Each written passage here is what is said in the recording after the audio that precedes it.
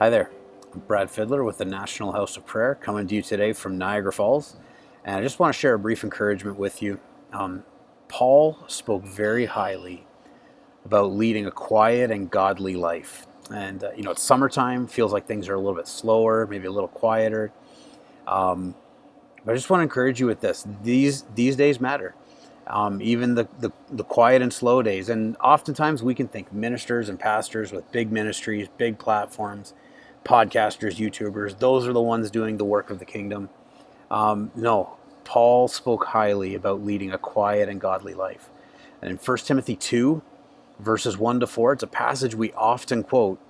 He says, "First of all, then, I urge that supplications, prayers, intercessions, and thanksgivings be made for all people, for kings and all who are in high positions." But I want you to catch this part today.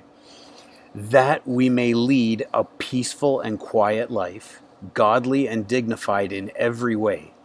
This is good, and it is pleasing in the sight of God our Savior, who desires all people to be saved and to come to the knowledge of the truth."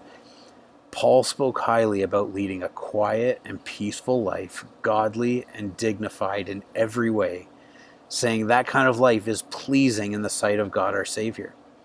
If you feel like you're just in a small sphere, you just work 9 to 5, maybe you're tired, you're at home, you feel like not a lot's going on. I just want to tell you, Paul spoke highly about leading a quiet and godly life. If you read 1st and 2nd Thessalonians, he talks about this a number of times to the church there, especially in 1 Thessalonians 4, verse 11. He tells them to aspire to live quietly, desire to live a quiet life, work towards living a quiet life. Mind your own affairs, work with your hands as we instructed you, so that you may walk properly before outsiders. In Titus 1 and 2, Paul details, here's how elders and deacons should conduct themselves.